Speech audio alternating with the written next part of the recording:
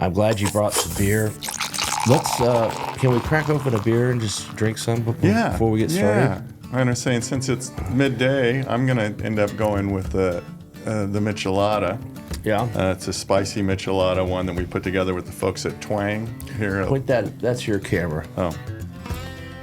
Yeah, so we put this together using Twang, which is another San Antonio company. Yes, we know the Twang folks. Yeah, great folks. And they said, well, let's do a spicy Michelada.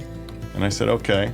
You'll notice I'm rolling the can. There's actually instructions on there that say roll the can because it does have that Michelada mix in there. Well, it's got twang in it. Yeah. You got to mix it up. Yeah. And you can't just shake it. Don't be rude.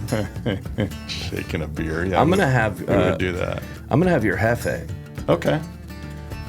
That one is made by our German brewmaster. So, ladies and gentlemen, welcome to BeerNet Radio, the podcast where all your dreams come true. Today we have a local. I don't know that if we've ever had a local. Oh, I guess Paul Chive was on it, but we did it at his place. But you're the first local in the studio.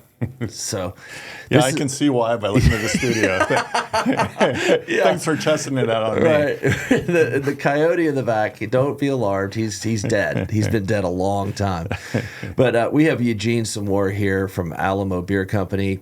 I thought it would be cool to have you on, Eugene, because you and I have known each other serendipitously from the kind of at the beginning. Do you remember this story? Well, the older I get, the less I remember. But you have the same problem. But yes. Refresh my memory. Okay, so let me tell the story, and you tell me if it's how you remember it. Mid-'90s, I think, is where we go back It was late. Actually, it was later than that. Okay. Because the reason I know that is because, well, let me just tell the story. Okay. I used to office early days of Beer Business Daily down on St. Mary's Street. I shared an office with two other real estate guys, whatever. And a lot of days, 5 o'clock, we head over to Joey's. If you're from San Antonio, you know what Joey's is. It's a pretty famous bar on the strip down there. And I was down there. It was kind of late. It was like 10, drinking. And somehow you and I started talking. And I go, so what do you do? And you were like, well, I've been in real estate. I'm from California, but I'm starting a beer company. And I have the labels. And I was like, are you fucking with me? I was like... what are the chances? He goes, and then you were like, well, what do you do? I go, I write about beer. As a matter of, I'm a beer journalist. So it was fun. You showed me the label, which is this original 6-pack of Alamo Golden Ale. I think you were just like talking to a contract brewer, real ale maybe. And I was like, that's awesome. And we've kept up with each other. It's been neat because I got to watch, you go through the progression as our local brewery. And I remember that, like, we met for lunch after you had gotten going down at Bombay's Bicycle Club and also a bar down there. And I was like, oh, they have you on draft here. That's cool. And you're like, yeah, I delivered the keg. Yeah. Well, the early days, it was me in a minivan. I mean, I did everything. Right. The folks at Real Ale did all the brewing. I did all sales, marketing, delivery. I'm going to say that I do miss that old minivan. But, of course, when I was driving it, it was called a beer wagon. Of course. Yes. Of course. So is that how you remember? Because I remember actually saying, you sure you want to do this? Like, you sure you want to do this? God. And you had no idea the ups and downs of starting a craft brewer. So first, I want to say that the reason you're here is because I like you. We've been friends for a long time. But what was kind of funny is I knew that you would put the brewery and the brands for sale because, like many craft brewers, just demand after COVID plummeted. And we share an attorney. And I was like, well, why don't I just have him on the podcast? Because you kind of want to get the word out, right? That the breweries, if anybody's interested, it's a beautiful facility in downtown San Antonio. And we'll get into that. But tell us about, the reason I'd like to have you on the podcast is to tell your story, like from the beginning. So, because it's kind of interesting, because you weren't in the beer business. No. You came from California. So to tell me how this all got started. Well, I guess I was an early scout because back when I came to San Antonio in the early 90s, there weren't a lot of Californians coming out here. No. So No. I actually came out here to ride mountain bikes with an old college roommate. And we went out to Big Bend, rode mountain bikes, had a great time. That was probably 93 or somewhere around there. I started to, I'm going to stay here a little bit. And next thing you know, I'm moved into San Antonio, enjoying the culture. It was really just, it was a whole hell of a lot of fun. And it still is. I mean, it's a great city. It was such a sleeper for a long time, and now it's on the map. But I got here in those early 90s. I did a little bit of real estate, and then kind of one day was eating a box of those called Alamo crackers. I don't know if you remember. It's like animal crackers, but Alamo crackers, all things Texas. And maybe I was coming off a bender or something, but I just had the idea of, why not Alamo beer? If you got Alamo crackers, hell, you got 5 pages of Alamo stuff in the paper. Right. So I started to look, and nobody had trademarked that name. So which is amazing to me. It is amazing. Because I remember when you showed me the label, I was like, oh, somebody's bound to have that. And you were like, no. Well, I carried that label around in my wallet for so many years, and way back then it I was single, so it had been in that wallet so long it actually had a round circle on it as well. But I carried that around. Really, I looked into the trademarking it, was able to get that done, and it was amazing. There was an Alamo beer I found out afterwards, though, that was from about 1883 up until Prohibition, and it never came back. Right. So I was able, if you don't use it, you lose it after however many years. And I was able to revive that trademark and get it in my name. Right. And then it took a bunch of years from that idea until the reality. I think it was probably in about 97 or so when the trademark stuff started. Mm-hmm. Way back then, I was able to get a beer made to get things going with the folks at Frio. You probably remember them, another old one. Wait a minute. Did Carlos Alvarez end up with that brewery with Jaime? Well, they bought Frio. It was a little place on further down St. Mary Street, and it was an old little brand, one of the original craft guys in San Antonio. Golly, I remember touring his brewery.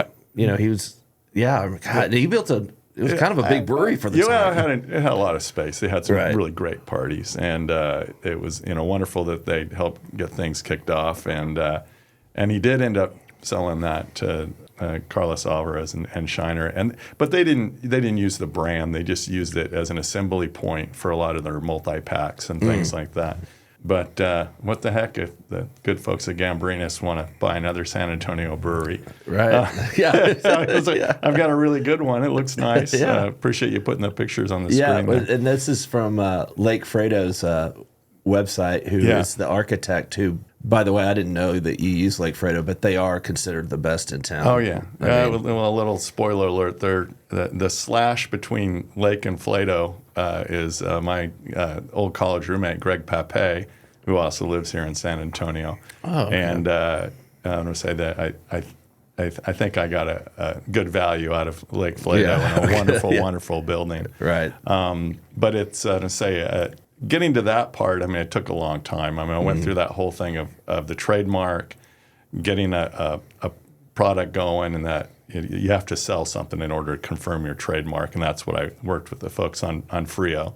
They closed shortly after, kind of sat on my hands for a bit, and then in about 2003, I started visiting with the folks from Real Ale up in Blanco, Texas. Right. At the time, they were brewing in the basement of an antique shop. Oh, wow. On the town square there in Blanco. So that's been a long time ago. Now they've got a 100-barrel Rolex system, and they're doing really wonderful, and have always done wonderful beers. Mm-hmm. Good folks up there. Yeah, great guys. But that's how I got started, and started talking with them. I didn't even know there was another brewery up there. 'Cause you got to remember, this is the early days of craft beer, especially in Texas. Right. I mean, we were late bloomers. We just didn't have anything going, and so pitched this idea to the folks at Real Ale. I remember Brad Farmstein that owns it. At the time, I was talking to him on the phone, and I said I wanted to come up and check it out. And he says, "Well, we're brewing on Tuesday. We start at 6 in the morning. Come on up." And I came on up and helping one of the brewers as much as I could at the time. I'm still not a brewer. Yeah, neither am I. But I was up there. We had started, and I was in there shoveling out some of the spent grain, and Brad walks in. He looks at me, and he says, "Eugene?" I said, "Yeah, Brad. Yeah."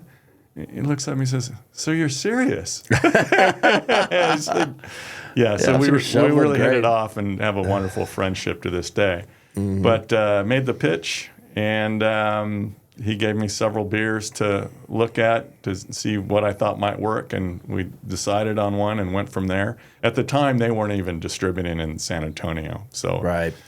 We worked through our. This is the original 6-pack. Yeah, it looks like. In fact, look, it's been in there so long that the bottle's label is different than the top because it's faded. Yeah, but it looked very much like this. My original bottle, though, off the bottling line, it was in my refrigerator for years and years, and then. I came home one day and there's a bottle cap on my counter there that had the number 1 on it. Oh, wow. What is that doing there? I looked in the fridge, and then be damned, that beer was gone. And friend Thomas he walked in drinking the beer. I said, "Well, how is it?" And he says, "Oh, no, I don't know." I said, "Yeah, because that one's about 6 years old. It's been in my refrigerator. It's the first one off the line." Yeah.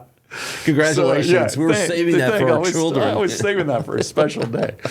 But I still have the original case box that came off the original line, and I do have the original bottle as well, without the actual beer in it. Yeah. But that was fun getting started, and that was on a little production line. Mm-hmm. But the original beers were all draft. Yeah, got it going, and in fact, Bombay was one of the very first accounts. Really, and you were just you bought a van, self-distributing in Texas. You can do that for under a certain barrelage. Yeah. And when did you? Because I remember you had kind of a big break. Yeah, like we all do in our businesses when we're going. So there's usually something that happens in those first years that is like, wow, that's a big break. And what was that big break? Well, the first was actually getting it done with the folks at Relo. But the first big break was I got a call from Rusty at HEB. Yes. Apparently, he had been hearing about this beer a little bit around town because I was out promoting, handing out beers all over the place. Yeah, in fact, you're welcome. Yeah. No, I'm just kidding. Going all around, and he said, "Well, what do you think about getting that in our stores?" It was great. So we arranged a meeting. It was back in the day, it was a 4 o'clock or 5 o'clock meeting at HEB. Right. And he said, make sure you bring beer. Right. Which, a lot of industries, a 4 or 5 o'clock meeting is not the one you want to see. Every day, everybody wants to go home.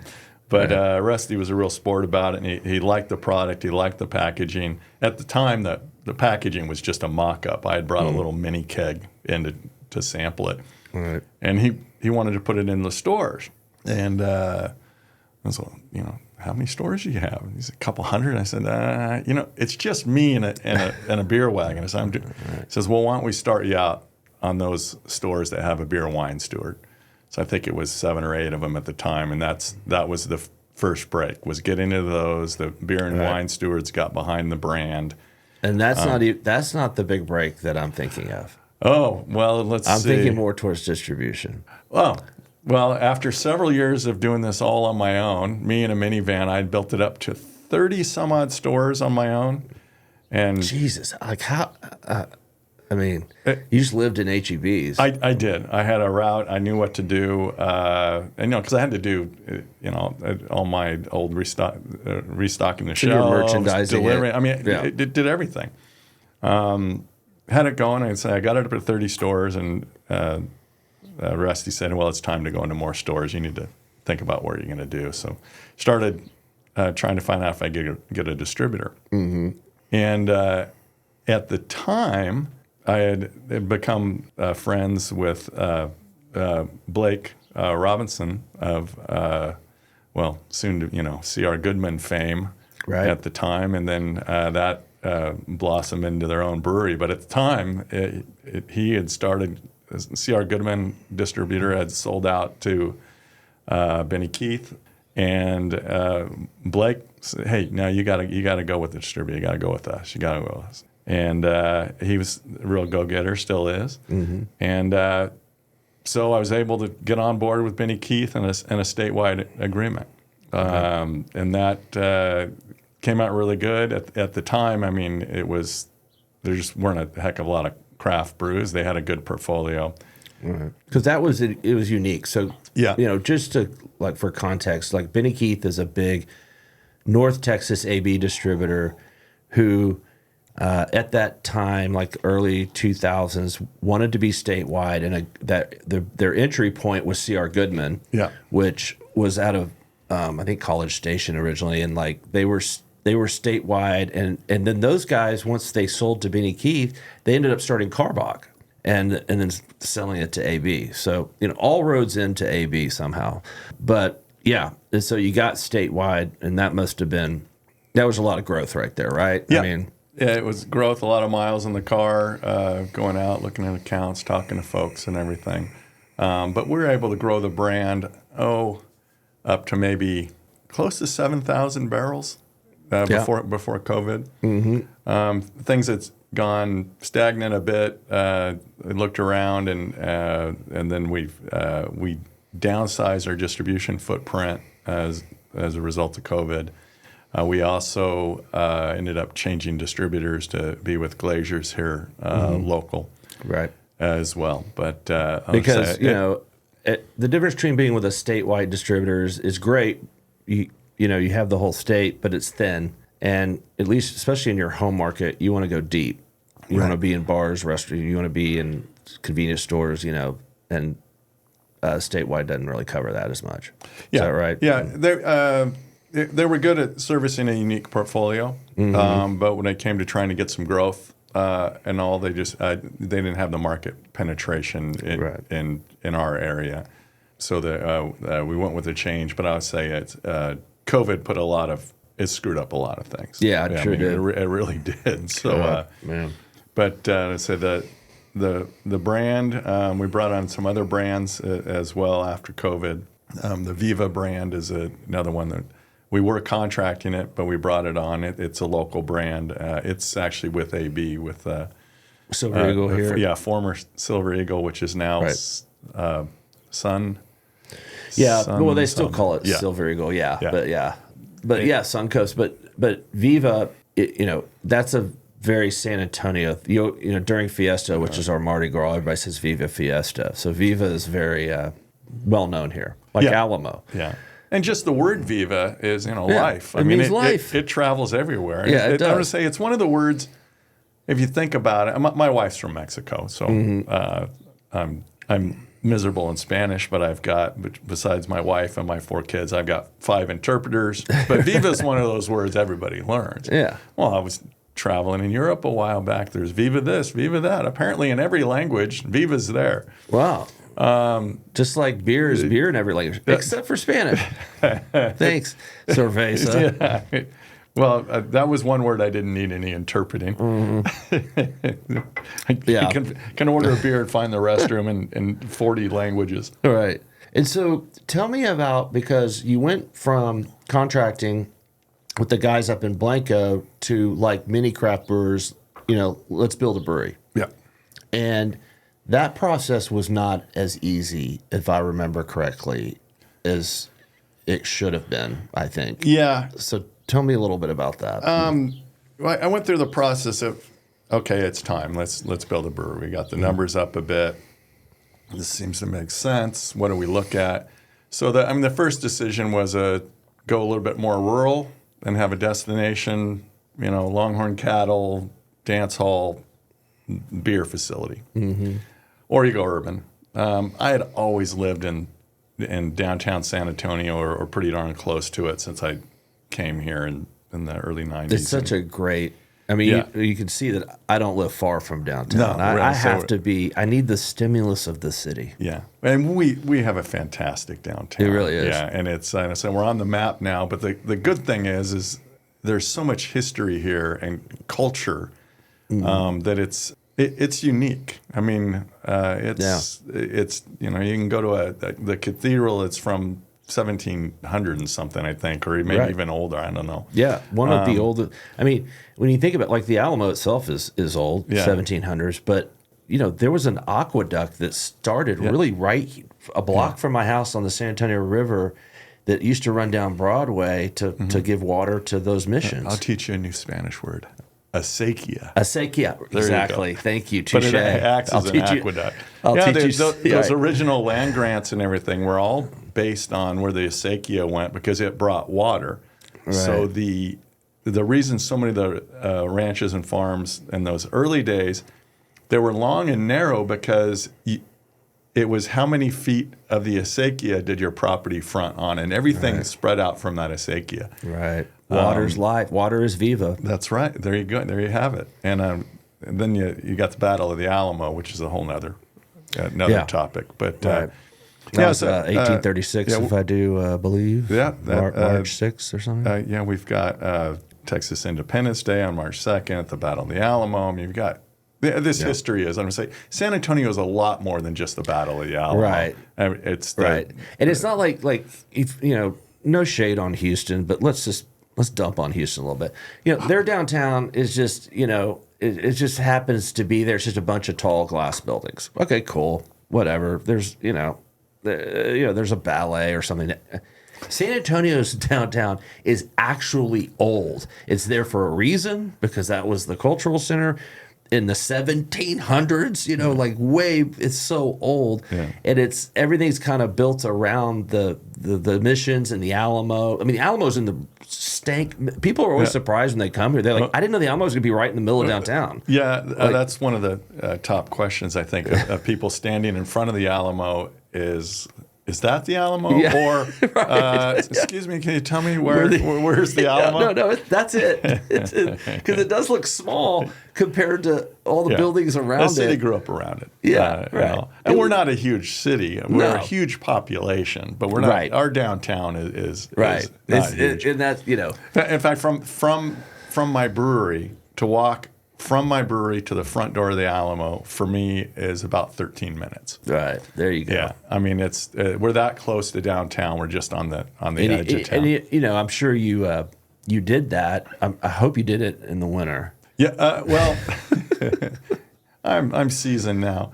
But going, I do recall where we were talking. As I had to decide between urban and rural. So obviously I went urban because I'd always been here.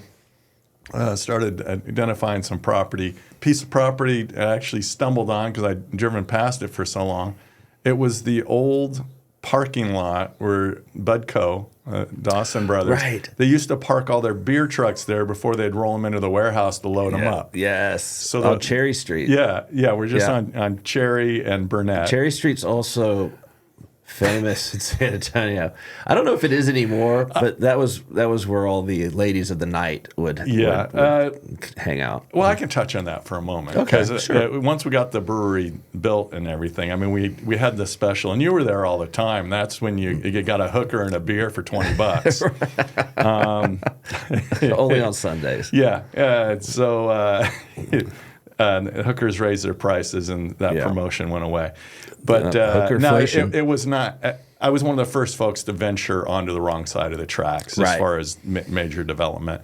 There were some, and now it's popping. Yeah, now it's happening. If you wanted to compare to another Texas city, if you look at East Austin, used to be a scary place where you didn't want to go. Right. East San Antonio, it still has its bad moments, but it's made the turn. It's walking distance to downtown. It's on a little hill, so you got several places that have a view of downtown. It's made the turn. It's going the right direction, and we were one of the first businesses to really invest there. But there was some hurdle. I mean, there were protests. I mean, that's what I remember. Yeah. I remember protests, and I was like, why?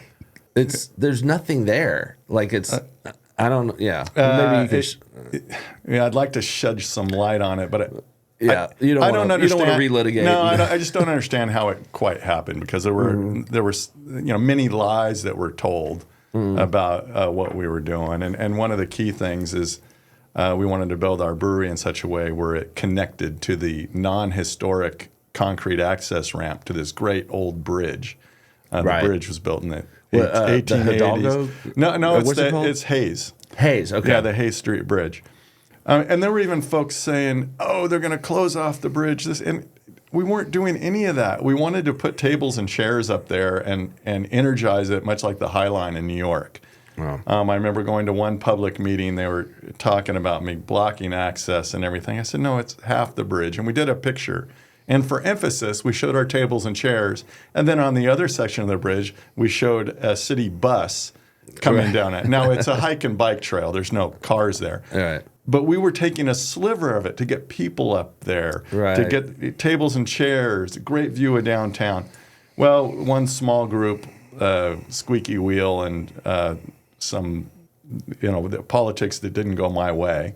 Mm-hmm. It didn't work out. So we shifted our whole plan across the bridge to that parking lot that's what we built on. Previous plan, we were going to build on the other side of the bridge and keep the parking lot. Right. But hey, we got through it. We got open. Some of those protesters might even come over for a beer every now and then. So, yeah. But it turned out to be it's a great community facility. Mm-hmm. I mean, we get to use all the space underneath the bridge, which is in the shade. So we've everything from we had a boxing match. We've had a pet spade and neuter programs. We've had big barbecue cook-offs. Firefighters use our parking lot quite a bit for their barbecue cook-offs. Craft fairs, vintage market, which is another thing that just drives me nuts when they say vintage market and you go there and see the shirts that you grew up with wearing. Yeah, yeah, we're getting old, man. Yeah, and they're getting prime money for it. But so we've got this great space that we can do larger events. I mean, we've had everything up to 2,000 people in the beer garden and under the bridge sort of thing, or just a group come in and just rent the north patio. So it's really versatile the way it was built and put together. Right. Yeah. And although it looks very old, it's Core 10 steel, which is designed to rust. Mm-hmm. But it looks badass. Yeah, it's a new build. It's 10 years, just over 10 years old now. Right. Very cool. And so you really, you're operating two businesses. You're operating an event space and a brewery, right? Yeah. And I would add brewery for our products, and then the third would be contract beverages. Right. Okay. And we've done everything from coffee in a can for a client. We're doing that kava drink I was telling you about. I think, are you actually drinking that one? No, I'm drinking the Hefe. Okay. Yeah. Yeah. True Kava. True Kava. It's a great little beverage. We help the gentleman perfect the process of making it. But kava is a root from Fiji. I was probably the only person he called that had been in a kava ceremony with a chief of a village. Oh yeah, it's clapping hands and ginger and drinking. Yeah, it is ginger. So that one's ginger flavored. Yeah, there's no alcohol in it. The kava root is one of those better for you drinks, which our whole industry is changing towards. I mean, if I hear "better for you" one more time, I'm going to stop. I'm going to stop drinking. But yeah, I know this one really is. It's kava. It's a root from Fiji. It has a natural calming effect. And a little bit of energizing. So it's got some benefits of coffee helping you to focus, but these other benefits that help you relax. I love it. Yeah, I think it's I have yet to have a whole 6-pack in a setting. I want to see if it happens. But I will tell you, if you're drinking the real stuff in Fiji, you sit in a circle, you clap your thighs, clap your hands, and you drink out of a half coconut shell. Mm-hmm. And it goes round and round, and a clap each time. Right. At some point, you can't stand up. Oh, really? Yeah. Okay. It has this calming, almost numbing effect. That's not the intent of this particular drink. Right. But I had been in one of those ceremonies, and that's why John George that started this drink. That's how we started working together. Oh, okay. And he just got a deal with Sprouts, and it's going to start growing. So that contract business has been good for us. The Viva brand started out with contract business for us. Right. We've made a specialty iced tea made from olive leaves, a local guy, and he's trying to get that going. But olive leaves this tea has twice the antioxidants of green tea.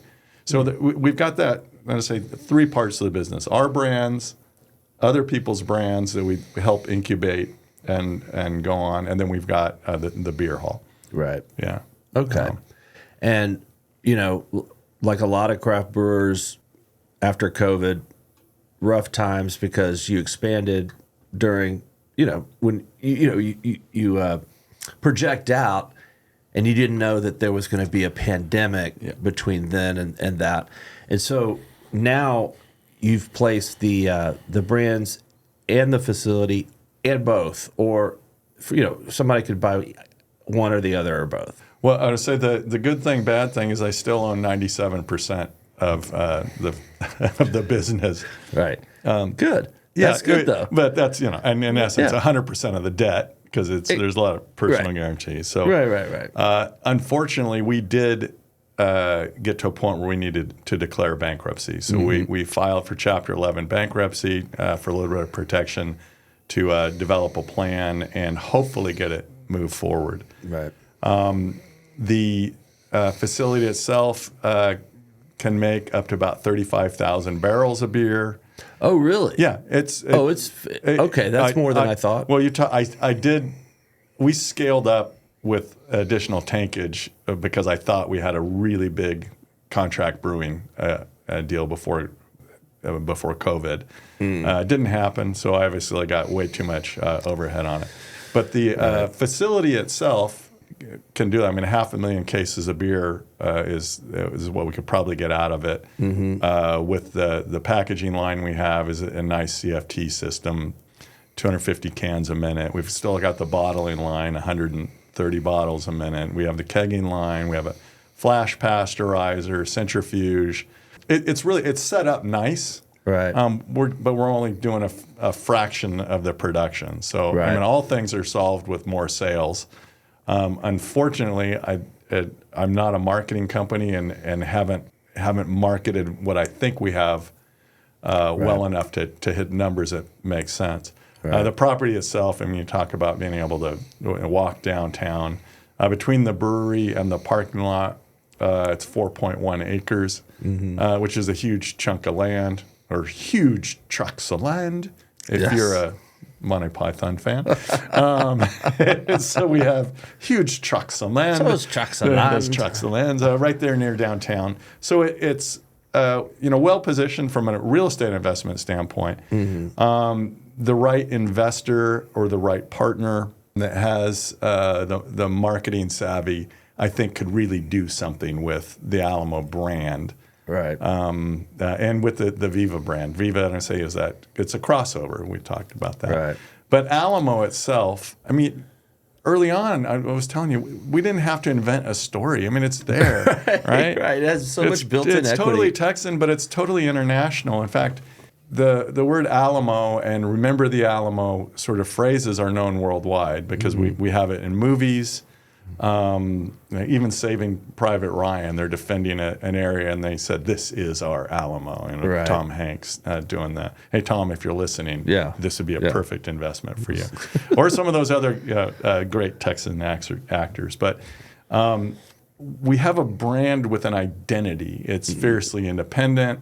It's the few against the many. It's standing up for what you believe in. I mean, it's a real Texas story that's known not just Texas, it's worldwide. I mean, we teach it twice in elementary school, right? Yeah. As far as Texas history goes. Yeah. And growing up in Southern California, we even learned about the Battle of the Alamo. All right. Do you sometimes feel like it's ironically that you are defending the Alamo right now? Yes. Are you a Davy Crockett figure? Are you more of a Daniel Boone? Oh man. Which one was just wild drunk in his bed basically the whole time? That was Crockett. That was Crockett. Yeah. And I think Daniel Boone was a whole nother Disney series. I mean Crockett. I mean there's so many great stories. And there's so much great truth, and there's so much great myth about it. Because they were all kind of scoundrels. You can pick any way to go. Well, I don't want. Yeah, it's the last thing I know. I'll get somebody from the Crockett family showing up, and We did have their family reunion at the brewery, which was Really? it was great fun. No way. Yeah, they're fantastic people. And, I didn't realize they were still Crockett's. well, we've even had several of the Texas artists show up and play, and we had a particular an artist show up that knew Crockett family and everything, and there was an old woman. No offense, but she was quite a bit older than me. Yes. And they referred to her as Mama Crockett, and she was related somehow or another. Really? And they invited her up to sing. Thank God it was only one song, because she knew how to clear out a bar. But Wow. it was so fun to have that history come right around and have her sing. Yeah. Well, that's awesome. I tell you, Eugene, I wouldn't have you on the podcast. I think the brands are great, and I think the facility's great, and I just hope somebody can come around and just keep it going. And you're willing to partner. I'm happy to stay on. In Yeah. fact, because of all my great success so far, is I need to work a few more years, Right. and I want to work a few more years. My kids are still young. I got a late start on that. But the idea of finding the perfect partner would be great. And I'm saying it's fantastic real estate, fantastic brands. My hope is we can just come up with something that really keeps it going for the benefit of San Antonio, especially because we have become a part of the fabric of our city. Absolutely. Yeah. Well, good. Well, listen, I'd love to sit here, bullshit with you all day. But you and I both have work to do. Yeah. We do? There's a few more beers we can drink. Yeah. Okay. That sounds like work to me. Well, there's, to say that's Travis on a can. That's kind of fun. Yeah. One of the next ones we got going, I don't know where am I supposed to show that? You point it there. So that is a beer we have coming out soon, and it's in a special licensing agreement with the folks at King of the Hill. So Hank Hill is going to be able to hold this and say, Alamo Beer, it's real. Oh, my God. Yeah, Wow. so that's kind of fun. That's the King of the Hill television show. Yeah. Great show, by the way. Have let us do that. Yeah, it's family friendly. Yeah. And it's a lot of good Texas humor, but it's something you can everybody likes it. It's a good one. I sell propane and propane accessories. That's Hank Hill. Tell you what. So we're going to be able to start releasing that. And they have a new series coming out in the fall, Really? which is interesting. Little Bobby is now all grown up. Okay. He's 21 and has his own restaurant up in the DFW area, or Arlen.